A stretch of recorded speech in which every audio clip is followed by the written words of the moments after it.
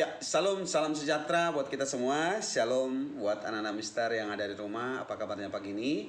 Semoga tetap semangat belajar, ya, dan lebih konsentrasi di dalam mengikuti pembelajaran, ya. Jadi walaupun belajar di rumah, saya selalu tekankan samakan, ya, ketika kamu belajar di sekolah. Jadi ketika kita belajar di rumah bukan berarti kita bisa bermain-main atau mengerjakan pekerjaan yang lain. Kalau waktu belajarnya dari jam 7 sampai setengah 2, gunakanlah waktu belajar itu untuk belajar, ya. Jangan melakukan aktivitas yang lain sebelum kita belum menyelesaikan proses pembelajaran dalam satu hari itu, ya. Jadi mari kita berdoa semuanya agar pandemi COVID-19, ya, dapat cepat teratasi sehingga kerinduan kita, ya, apalagi dengan pemerintah yang sudah gencar-gencarnya melakukan vaksinasi, akhirnya dapat membuat kita bisa melakukan pembelajaran secara tatap muka di sekolah yang kita cintai. Nah, untuk orang tua kami juga menyapa salam sehat, salam sejahtera buat orang tua kami, baik yang ada di rumah, terlebih kepada orang tua kami yang bekerja, tetap menjaga kesehatan, tetap mematuhi protokol kesehatan, itu demi kesehatan kita bersama dan kesehatan keluarga kita masing-masing. Nah, untuk anak Mister kelas 3, hari ini kita masuki tema yang baru, yaitu tema kita adalah Allah hadir dalam berbagai gejala alam. Allah hadir dalam berbagai gejala alam, boleh dilihat LKS-nya nanti dari LKS halaman 30 sampai halaman 32, ya. Allah hadir dalam berbagai gejala alam, ya. Boleh dilihat LKS-nya halaman 30 sampai halaman 32, ya. Apa tujuan pembelajaran kita? Tujuan pembelajaran kita yang pertama, supaya kita mengetahui kehadiran Allah dalam berbagai gejala alam. Yang kedua, supaya kita bisa menunjukkan kepedulian kepada orang-orang yang mengalami musibah terdampak dari bencana alam. Artinya kita bisa menunjukkan kepedulian atau kasih kita kepada orang-orang yang mengalami musibah karena bencana alam, ya. Jadi itu tujuan kita mempelajari tema kita hari ini, ya. Yang pertama kita mensyukuri kehadiran Allah dalam berbagai gejala alam dan bukti kehadiran Allah dalam berbagai gejala alam, ya. Yang kedua, kita dapat menunjukkan kepedulian kita kepada orang lain yang terimbas atau terkena bencana alam, ya. Itu tujuan kita mempelajari tema ini. Ya, pada awalnya Tuhan menciptakan bumi dan segala isinya itu sangat baik, ya, sangat baik, ya. Dan Tuhan berkuasa atas seluruh alam ciptaannya. Dan Tuhanlah yang memelihara semua alam ciptaannya, ya. Jadi kuasa Tuhan atas alam dan kehidupan manusia itu, ya, tidak ada yang menyamai atau menandingi. Jadi yang menguasai bumi, menguasai lautan, daratan, tumbuhan, dan kehidupan manusia adalah Tuhan. Maka kuasa Tuhan itu mutlak, ya. Tidak ada yang menyamai, tidak ada yang dapat menandingi kuasa Allah. Termasuk dalam berbagai peristiwa gejala-gejala alam. Itu adalah bukti kemahakuasaan Allah. Di samping bukti kemahakuasaan Allah, di situ juga kita melihat bukti kehadiran Allah dalam berbagai gejala alam. Ya. Apa yang dimaksud dengan gejala alam, ya? Apa yang dimaksud dengan gejala alam? Gejala alam adalah tanda-tanda yang terjadi, ya, di alam yang dirasakan oleh manusia dan makhluk hidup lainnya, ya. Apa yang dimaksud dengan gejala alam? Gejala alam adalah tanda-tanda yang terjadi di alam yang dapat dirasakan oleh manusia dan makhluk hidup lainnya, ya. Itu yang dimaksud dengan gejala alam.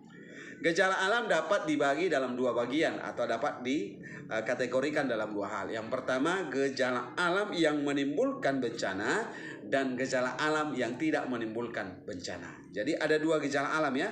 Itu juga menunjukkan kemahakuasaan dan kehadiran Allah dalam berbagai peristiwa gejala alam.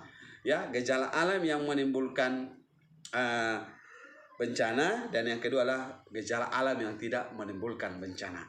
Apa sih contoh-contoh gejala alam yang menimbulkan bencana? Gejala alam yang menimbulkan bencana, ya, seperti bencana yang sering terjadi, dan mungkin kita sudah sering melihat atau tonton, mungkin sebagian sudah pernah merasakan, yaitu gejala-gejala alam yang menimbulkan bencana itu seperti banjir, angin topan, ya, tsunami, gunung meletus, tanah longsor, gempa bumi, dan lain sebagainya. Itu adalah gejala-gejala alam, ya, yang menimbulkan bencana. Tadi dikatakan apa yang dimaksud dengan gejala alam? Gejala alam adalah, ya, tanda-tanda yang terjadi di alam yang dapat dirasakan oleh manusia dan makhluk hidup lainnya. Itu yang pertama, gejala alam yang dapat menimbulkan bencana. Yang kedua, gejala alam yang tidak menimbulkan bencana. Contohnya apa? Contohnya adalah angin sepoi-sepoi, ya. Apalagi gerimis, apalagi hujan. Itu adalah gejala-gejala alam yang tidak menimbulkan bencana, ya. Termasuk tadi salah satunya adalah apa? Angin sepoi-sepoi, yang kedua gerimis, hujan, dan lain sebagainya, ya. Itu yang termasuk gejala alam yang tidak menimbulkan bencana. Dari dua gejala alam yang terjadi itu semua dapat dirasakan oleh manusia dan juga makhluk hidup lainnya. Artinya gejala alam itu berdampak bagi kehidupan manusia dan kehidupan makhluk hidup lainnya. Gejala alam yang menimbulkan bencana, ya, seperti tanah longsor, gempa bumi, banjir, ya, tsunami, gunung meletus, dan lain sebagainya akan menimbulkan beberapa korban, ya, baik itu korban materi, korban harta, bahkan sampai korban nyawa. Itu kalau gejala-gejala alam yang menimbulkan bencana dapat menimbulkan bencana atau korban bagi manusia, ya. Ada korban harta, korban tempat tinggal, dan korban nyawa. Tentu mereka akan kehilangan tempat tinggal, kehilangan harta benda, bahkan mereka bisa sampai kehilangan orang-orang yang mereka kasihi. Jadi apa yang harus kita lakukan kepada orang-orang yang mengalami bencana alam atau gejala-gejala alam yang menimbulkan musibah itu? Tentu kita dituntut sebagai orang-orang yang menerima sifat-sifat Allah kasih, kita dituntut untuk menunjukkan kepedulian kita kepada mereka, ya. Jadi sebagai orang Kristen, kita tidak hanya cukup bersimpati, tetapi harus berempati, ya. Jadi ketika kita melihat orang menderita, ketika kita melihat korban bencana alam, kita tidak hanya bersikap simpati, tetapi lebih daripada simpati, kita harus bersifat empati. Apa yang dimaksud dengan simpati? Simpati itu hanya perasaan kasihan kepada orang yang mengalami penderitaan. Tetapi kalau empati adalah, ya, kita ikut merasakan apa yang dirasakan orang lain dan memberi pertolongan kepada mereka. Jadi itu yang disebut dengan empati, ya. Jadi sebagai orang Kristen, ketika kita melihat orang yang terkena bencana, kita dituntut harus bersikap empati, bukan simpati, ya. Jadi sekali lagi saya katakan, apa yang dimaksud dengan simpati? Simpati itu hanya perasaan kasihan, ya. Misalkan teman kita jatuh, kita bilang, aduh kasihan, ya. Itu simpati. Tetapi kalau empati adalah ikut merasakan dan mau menolong atau memberikan pertolongan kepada orang lain. Misalkan kalau kita lihat teman kita jatuh, kita kan ikut merasakan, aduh sakitnya, baru kita tolong atau kita bantu dia. Itu yang disebut dengan empati, ya. Hal apa saja yang bisa kita berikan kepada orang yang mengalami bencana alam, ya, atau korban bencana alam, ya.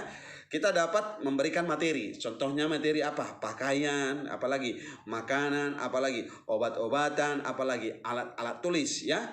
Apalagi yang bisa kita berikan kepada korban bencana alam? Yang kedua adalah tenaga. Contohnya apa? Ikut, ya, membersihkan atau beres-beres rumah yang terkena banjir, atau rumah saudara kita yang terkena banjir, ya. Yang ketiga, kita bisa memberikan waktu kita, meluangkan waktu kita. Contoh, ya, meluangkan waktu untuk ikut membersihkan korban bencana banjir, contohnya. Ada lagi hal yang bisa kita lakukan. Satu hal yang tidak boleh kita lupakan dalam memberikan bantuan kepada korban bencana alam, yaitu doa, ya. Jadi kita berdoa supaya Tuhan memberikan mereka kesehatan, Tuhan memberikan kecukupan, dan Tuhan memberikan penghiburan dan ketabahan dalam menerima musibah tersebut. Jadi bentuk-bentuk apa saja yang dapat kita berikan kepada korban bencana alam tadi? Materi, tenaga, waktu, dan doa. Itu yang dapat kita bisa lakukan kepada saudara-saudara kita yang mengalami musibah atau bencana, ya. Jadi kita mau melihat bagaimana Allah berkuasa atas alam. Itu dapat kita lihat ketika Yesus meredakan angin ribut di Danau Galilea. Danau Galilea itu disebut dengan Danau Tiberias. Itu salah satu contoh Allah atau Tuhan berkuasa atas alam. Ya, ketika Yesus meredakan angin ribut di Danau Galilea, yang pada waktu itu sesudah petang, ya, sesudah Yesus melakukan pelayanannya, mengajar, ya, orang banyak, ya, yang tertulis dalam kitab Mazmur pasal 4 ayat 35 sampai 41, ya. Itu setelah Yesus melakukan pelayanannya, ya, ia ingin beristirahat dan menyeberangi Danau Galilea yang juga disebut dengan Danau Genesaret atau Danau Tiberias, ya. Setelah perahu mereka berangkat, terjadilah angin topan, ya. Angin topan itu angin yang sangat dahsyat yang menghasilkan ombak besar yang menghantam perahu yang ditumpangi oleh Yesus. Pada saat itu Yesus sedang tidur dalam buritan kapal. Buritan kapal adalah bagian ada sebuah tempat di bagian belakang kapal yang bisa digunakan untuk tempat beristirahat. Itu yang disebut dengan buritan. Jadi pada waktu itu Yesus sedang tidur di atas buritan ketika ombak menghantam, ya, angin puting beliung menghantam kapal yang mereka tumpangi, ya. Lalu apa yang terjadi? Murid-murid yang bersama Yesus di dalam perahu merasa ketakutan dan membangunkan Yesus dan berkata, "Tidakkah engkau peduli kita akan mati?" Lalu apa yang dilakukan oleh Tuhan Yesus? Tuhan Yesus bangun dari tidurnya dan berdiri dan menghardik angin puting beliung tersebut, angin topan tersebut, dengan hanya berkata, "Diamlah, tenanglah." Maka seketika ombak yang begitu besar itu diam dan tenang. Lalu para murid sangat takut, bukan karena gelombangnya tadi, bukan karena puting beliungnya lagi, bukan karena angin topannya lagi. Mereka sangat takut dan takjub, ya, melihat mukjizat yang baru saja terjadi di depan mereka. Lalu mereka heran karena angin dan danau dan badai, ya, taat kepada Tuhan Yesus, ya. Lalu itulah bukti Allah berkuasa atas alam. Itu sudah disaksikan oleh para murid-muridnya.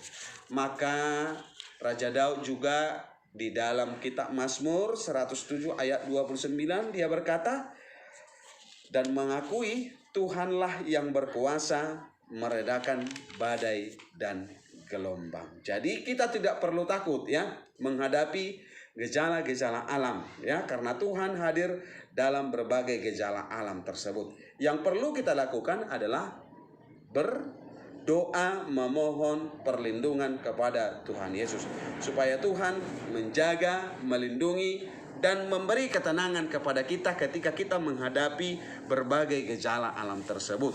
Tuhan Yesus yang akan menjadi penolong hidup kita, ya. Jadi itulah bukti bahwa Tuhan berkuasa atas alam. Oke, sampai di sini materi kita. Nanti untuk tugasnya Mister akan berikan. Salam, Tuhan Yesus memberkati.